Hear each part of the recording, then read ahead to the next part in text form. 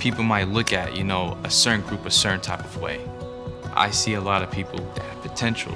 The kids in my area don't always have the opportunities to be a part of different organizations. I want to cause a chain reaction. I feel like I can be one of those people who can go back into the community for other kids, other youth to actually grow into your footstep. Even though you're just 7 years old, you can still make a change. Maybe you can see the octopus. Yeah, here's the octopus I saw. This was fabulous.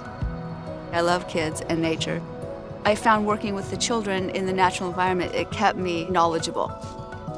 I was doing restoration work. It was so physically challenging, I threw my back out and I couldn't do it any longer. I raised my kids by myself and I was working kind of sporadically at the time. I was kind of a little bit languishing. I got the SHA flyer in the mail and then I found out I could go back to school and I could get those technical skills that I needed. SHA helped me a lot. I knew they were there. I knew I could reach out and find some help.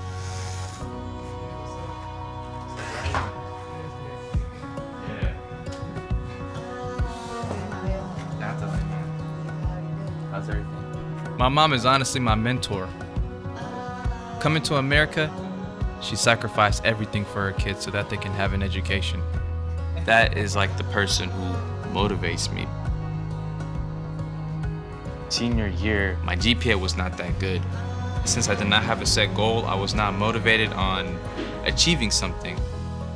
When my friends and I started getting letters back from colleges, one by one, I just kept on seeing rejection. I'd have to tell my mom, I got rejected.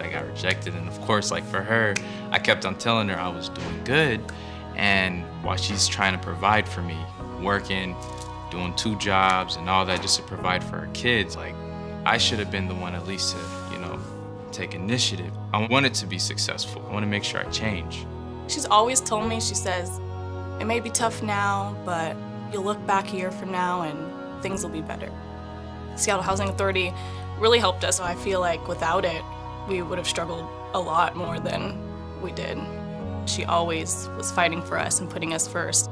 You're struggling because then your kids start to see that, and that's kind of hard because I know sometimes when I would see that with my mom, it would, make me sad. People don't normally have to deal with like, oh, I have a nickel to my name and a week before I get paid. How am I going to feed my kids? There were times when I couldn't even, when we lived in Boulevard Park, I literally would have a nickel to my name. There was one point in my life when no matter how hard I worked, even with help, I still was short every month, like $300-400. And I was going nonstop from 6:30 in the morning till 10 at night, trying. For me, trying to break out of that cycle took a lot of strength. And it's really just people who are just trying to do better. The worst feeling in life, honestly, is just to feel stuck. And I don't want anyone else to feel that way.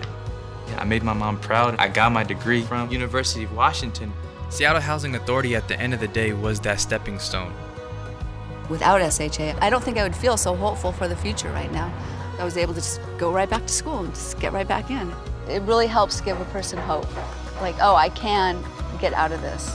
I can work hard and actually see a reward from it instead of working hard and being in the same spot. That foundation, that support, that extra hand, that, okay, we don't have everything, but at the end of the day, we still have everything that we need. And it's like, we're fine.